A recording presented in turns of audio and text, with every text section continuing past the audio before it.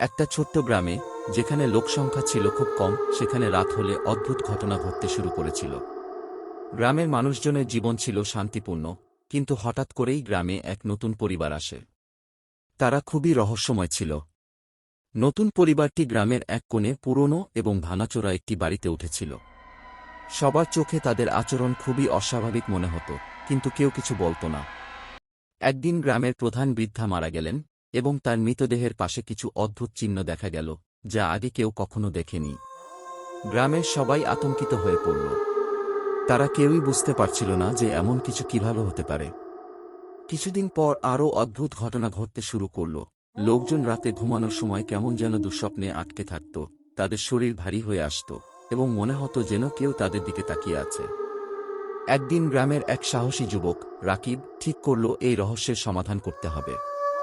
সে রাতের অন্ধকারে নতুন পরিবারের বাড়ির দিকে গেল।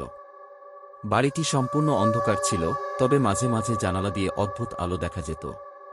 ভিতরে ঢুকে সে দেখতে পেল, বাড়ির মধ্যেই কালো রঙের মাটির একটি গোলাকার চিহ্ন এঁকে তার মাঝে বসে আছে পরিবারের গৃহিণী।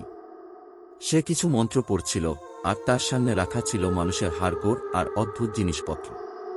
রাকিব বুঝতে পারল যে এই পরিবার আসলে কালো জাদু চর্চা করছে। সে আতঙ্কিত হয়ে পিছু হটতে গেল, কিন্তু হঠাৎ তার সামনে এক কালো ছায়া এসে দাঁড়াল। সেই ছায়া ধীরে ধীরে একটা ভয়ঙ্কর আকার নিল। তার লম্বা লম্বা হাত, আগুনের মতো জ্বলন্ত চোখ আর বিশাল দাঁত ছিল। ছায়াটি রাকিবের দিকে এগিয়ে এল। রাকিব পেছনে হঠাৎ অজ্ঞান হয়ে পড়ে গেল। পরদিন সকালে গ্রামের লোকজন রাকিবকে গ্রামের মাঝখানে মৃত অবস্থায় পেল। তার চোখগুলো সম্পূর্ণ সাদা হয়ে গিয়েছিল, এবং মুখে গভীর আতঙ্কের ছাপ ছিল। গ্রামের সবাই নিশ্চিত হয়ে গেল যে নতুন পরিবারটি কালো জাদু করছে, এবং তাদের গ্রাম ধ্বংস করার চেষ্টা করছে। সেই রাতের পর থেকে গ্রামের মানুষজন আর কখনো শান্তিতে ঘুমাতে পারেনি। সবসময় অন্ধকারে অদ্ভুত ছায়া ঘুরে বেড়াত, আর কেউ কেউ মাঝরাতে ভয়ঙ্কর শব্দ শুনত। সেই পরিবারটির বাড়ি এখনও গ্রামে দাঁড়িয়ে আছে, পরিত্যক্ত ও নীরব।